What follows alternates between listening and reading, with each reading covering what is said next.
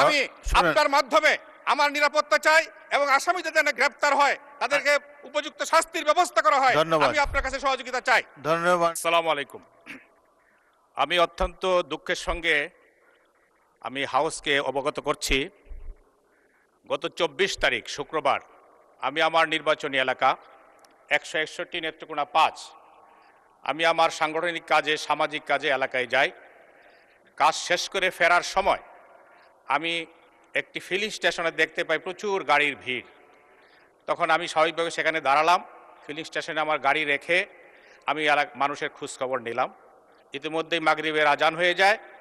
আমি ফিলিং স্টেশনের সেখানে নামাজের জায়গা, সেখানে নামাজ পড়তে যাই আমার লোকজন সহ। এই মুহূর্তে বিএনপির কিছু লোক, যারা বিএনপির নাম ধারণ করেছে, তারা সন্ত্রাসী, তারা আমার গাড়ির উপরে হামলা চালায়। আমার লোকজন যারা সাউন্ড শুনে আসে তাদের উপরে হামলা করে, শারীরিকভাবে নির্যাতন করে। এবং আমি যে মসজিদে ছিলাম সেই মসজিদে গিয়ে আমাকে খুঁজে বের করার জন্য চেষ্টা করে। মুসল্লিরা মসজিদের দরজা বন্ধ করে দেন। সেই মসজিদের দরজা ভাঙার জন্য বিভিন্ন অস্ত্র দিয়ে তারা দরজার উপর আঘাত করে এবং আমাকে অকথ্য ভাষায় গালিগালাজ করে আমাকে মারার জন্য হুমকি দেয় এবং তারা আমাকে মেরে ফেলার জন্য চেষ্টা করে। পরবর্তীতে আমি শুনতে পাই যে সেখানে পেশাদার কিলারকে নেওয়া হয়েছিল যাতে আমাকে হত্যা করা হয়। কিন্তু মসজিদের মুসল্লিদের প্রতিরোধের মুখে তারা দরজা ভাঙতে পারে নাই বলে আজকে মাননীয় স্পিকার আপনার সামনে দাঁড়ানোর সুযোগ হয়েছে। না হয় হয়তো আজকে আমার জন্য এখানে শোক প্রস্তাব আনতে হতো এবং আমার জন্য হয়তো আপনারা 1 মিনিট নিরাপত্তা পালন করতেন। মাননীয় স্পিকার, আমি আপনার কাছে আমার নিরাপত্তা চাই, আমার পরিবারের নিরাপত্তা চাই।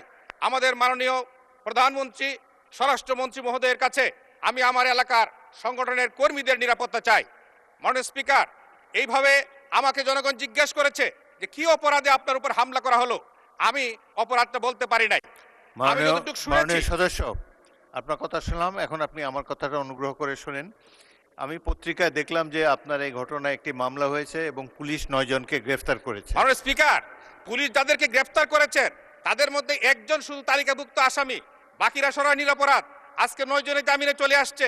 আর যারা আসামি ছিলেন তারা সকলেই মিছিল করতেছেন। এই মুহূর্তে আমার কাছে ফোন এসেছে 3টার সময় যে তারা মিটিং করতেছে। ওকে, মাননীয় সদস্য, অপরাধীরা ঘুরে বেড়াচ্ছে। মাননীয় স্পিকার, আচ্ছা, আমি মাননীয় এসপি মহোদয়কে বলেছি যে অপরাধীরা প্রকাশ্যে ঘুরে বেড়াচ্ছে কিন্তু তাদেরকে গ্রেফতার করা হচ্ছে না, তালিকাভুক্ত আসামিদেরকে। মাননীয় স্পিকার, আমি আপনার মাধ্যমে আমার নিরাপত্তা চাই এবং আসামিদের যেন গ্রেফতার হয়, তাদেরকে উপযুক্ত শাস্তির ব্যবস্থা করা হয়।